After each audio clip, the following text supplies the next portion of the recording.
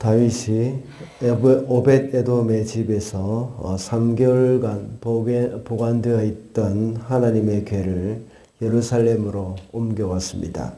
그 일이 얼마나 기뻤던지 다윗은 힘을 다해 춤을 추었다고 기록되어 있습니다. 그는 주님 앞에 낮아져서 하나님 앞에 감정적으로 진솔하게 행동했던 것이죠. 그리고 인간적인 채통을 내세우지도 않았습니다. 그렇다고 해서 사람들에게 멸시를 받기보다는 나중에는 높임을 받게 된다고 했습니다. 그리고 다윗은 하나님의 궤를 장막에 모셔놓았습니다. 다윗은 자신은 백향목 궁에 거하고 있지만 하나님의 궤는 휘장 가운데 거하고 있다는 것이 늘 마음에 걸렸죠. 그래서 다윗은 성전을 봉헌하고자 하는 그런 마음이 있었습니다. 사실 하나님께서는 그리 필요한 것이 아니었습니다. 모든 것을 소유하고 계시는 분이셨습니다. 성전도 그리 필요치 않았습니다. 그리고 하나님은 다윗의 성의를 이제 거절하시고 계시는 거죠. 그럼에도 불구하고 하나님은 다윗을 아주 기뻐하시면서 다윗에게 큰 축복을 약속하셨습니다. 하나님 왜 이토록 다윗의 계획을 기뻐하셨을까요? 오늘은 하나님이 기뻐하시는 것이라는 제목으로 말씀을 상고하도록 하겠습니다. 첫째로 하나님은 평안 가운데서도 하나님을 생각하는 것을 기뻐하십니다. 1절과 2절 말씀입니다. 주님께서 사방에 있는 모든 원수에게서 다윗 왕을 안전하게 지켜두셨으므로 왕은 이제 자기의 왕궁에서 살게 되었다. 하루는 왕이 예언자 나단에게 말하였다. 나는 백향목 왕궁에 사는데 하나님의 궤는 아직도 휘장 안에 있습니다. 개역개정에서 보면 1절의 마지막 부분 왕은 이제 자기의 왕궁에서 살게 되었다. 이 부분을 약간 다르게 번역을 했습니다. 이렇게 번역했습니다. 궁에 평안하게 살게 하신 때에 라고 했습니다. 다윗은 모든 대적을 다 파하고 왕궁에 편안하게 거하고 있을 때에 하나님을 생각했던 겁니다. 자신은 평안한데 하나님의 임재의 상징인 법궤는 그저 하나의 커튼 가운데 있다는 것이 늘 마음에 걸렸던 것입니다. 사람이 평안할 때 하나님을 생각하기는 쉽지는 않습니다. 오히려 평안할 때는 하나님을 잊어버리기가 쉽고 범죄하기가 쉽습니다.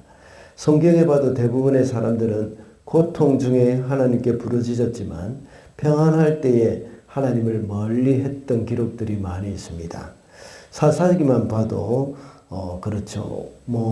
이 고통 중에 하나님을 부르짖었지만 하나님이 구해 주시기만 하면 또다시 범죄하곤 했습니다. 대부분의 인간 역사가 그랬죠. 고통을 당할 때는 하나님 앞에 나오지만 평안할 때는 하나님으로부터 멀어지게 되어 있습니다. 오늘 본문과 아주 대조적인 일이 사무엘하 11장에 잘 나오고 있습니다. 다윗이 평안히 왕궁 지붕을 거닐고 있을 때에 우리아의 아내 밧세바를 발견했고 그를 취했습니다. 그때 그는 평안한 가운데서 범죄하여서 하나님을 떠났습니다. 그러나 오늘 본문에서는 평안할 때 하나님을 생각했습니다. 그럴 때 하나님은 더 기뻐했습니다.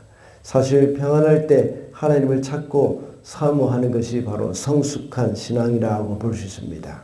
그렇다고 해서 힘든 일이 있을 때 하나님을 찾는 것이 미성숙하다는 것은 아닙니다. 우리는 힘든 일이 있을 때 하나님을 찾음으로 그것이 하나님과 깊은 관계가 형성되어서 나중에는 평안할 때도 이렇게 하나님을 찾게 되는 것입니다. 우리는 항상 주님을 가까이 하고 생각하는 그런 사람들이 되어야 하겠습니다. 둘째로 하나님은 마음의 동기가 올바른 것을 기뻐하십니다. 6절과 7절입니다. 그러나 나는 이스라엘 자손을 이집트에서 데려오고 올라온 날로부터 오늘에 이르기까지 어떤 집에서도 살지 않고 오직 장막이나 성막에 있으면서 옮겨 다니며 지냈다. 내가 이스라엘 온 자손과 함께 옮겨 다닌 모든 곳에서 내가 나의 백성 이스라엘을 돌보라고 명한 이스라엘 그 어느 지파에게라도 나에게 백향목집을 지어주지 않은 것을 두고 말한 적이 있느냐. 방금 읽은 6절과 7절을 볼 때 다윗의 생각이나 계획이 하나님의 뜻과 완전히 일치된 것은 아니라는 것을 알 수가 있습니다. 그러나 9절부터 17절까지 말씀을 보면 하나님은 다윗에게 놀라운 약속과 축복을 허락하셨습니다. 그 이유는 다윗이 그 마음에 하나님의 영광과 주권을 높이고자 하는 그 마음을 기쁘게 보셨던 것입니다. 그의 소원은 하나님의 마음에 그리 합하지 않아서 허락하지는 않았지만 그 마음의 올바른 동기를 보시면서 하나님은 다윗을 기뻐하셨던 것입니다. 우리의 생각과 우리의 결정은 완벽한 사람은 없습니다. 그러나 하나님은 그 결정하는 것을 보시는 것이 아니라 그 마음의 중심의 아름다움을 보시는 겁니다. 오늘 우리가 하나님 앞에 구할 것은 순수한 동기와 올바른 마음의 태도를 달라고 하나님 앞에 기도해야 하는 것이죠. 우리 가운데 비우지 못한 마음, 여러 가지 이유와 불순한 동기들과 싸워야 되는 우리들의 모습입니다.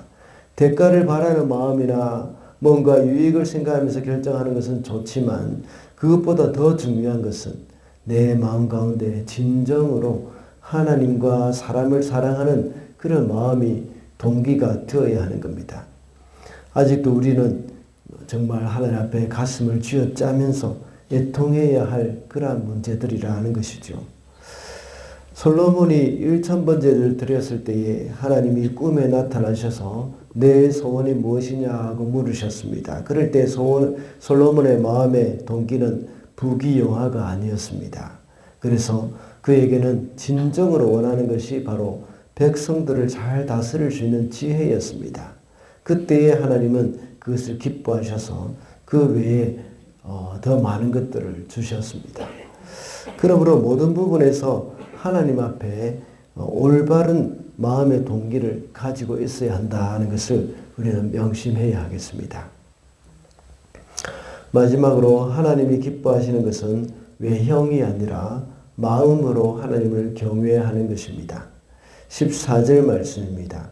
나는 그의 아버지가 되고 그는 나의 아들이 될 것이다. 그가 죄를 지으면 사람들이 저의 자식을 매로 때리거나 채찍으로 치듯이 나도 그를 징계하겠다. 여기서 우리가 알 수 있는 것은 하나님이 원하시는 것이 외형적인 화려한 성전이 아님을, 그 화려한 성전 건물이 아님을 우리가 알 수 있습니다.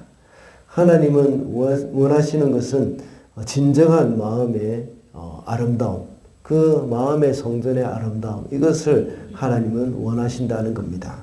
우리는 마음으로 하나님을 경외할 때에 우리 스스로가 하나님이 기뻐하시는 성전이 될 수가 있는 것입니다.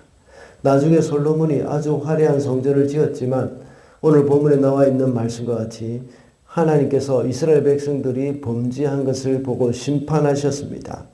그 하나님의 말씀을 떠났을 때는 그리고 또 그 성전을 헐어버리셨습니다. 그리고 바벨론으로 잡혀가게 하셨고 또 겉으로 드러나는 외형의 아름다운 그 성전, 이것을 다 허물어 버리신 것이죠. 그래서 겉으로 드러나는 그 외형의 아름다움, 이것은 결코 중요한 것이 아님을 보여주셨습니다. 예수님 당시 헤롯 성전을 생각해 보시기 바랍니다. 헤롯 성전의 겉모습 굉장히 화려했습니다. 그러나 그 속에 온갖 더러움이 가득 차 있고 탐욕이 가득 차 있었습니다. 그때 예수님은 채찍으로 그것들을 다 쫓아내버리셨습니다. 그리고 내 아버지의 집을 강도의 소굴로 만들지 말라 하고 말씀을 하셨습니다. 그리고 그 성전을 헐라 내가 사흘 만에 다시 일으키겠다 하고 말씀하신 겁니다. 우리가 건물이 아닌 하나님이 기뻐하시는 성전이 되기 위해서는 우리의 몸이 어떠해야 하겠습니까? 우리의 마음으로 하나님을 경외하는 자들이 되기 위해서 우리가 어떻게 해야 할까요? 예수님이 말씀하셨던 것처럼 그것은 바로 성전된 우리가 기도하는 것입니다. 예수님은 내 집은 만민이 기도하는 집이라 일컬음을 받게 되리라고 하셨습니다. 기도하는 것이 성전된 우리 몸의 본연의 임무라는 것이죠. 성전된 우리가 기도할 때에 우리 마음으로부터 하나님을 경외하는 삶이 이루어질 수가 있는 겁니다. 오늘도 기도함으로 하나님을 경외하면서 하나님을 기쁘시게 하는 저와 여러분이 되시기를 바랍니다. 말씀을 맺겠습니다. 오늘은 하나님이 기뻐하시는 것이라는 제목으로 말씀을 살펴보았습니다. 하나님이 기뻐하시는 것은 평안 가운데서도 하나님을 생각하는 것이라고 했습니다. 그리고 하나님이 기뻐하시는 것은 마음의 동기가 올바른 것이고 외형이 아닌 마음으로 하나님을 경외하는 것을 기뻐하신다고 했습니다. 오늘도 하나님을 기쁘시게 하는 저와 여러분이 되시기를 바랍니다.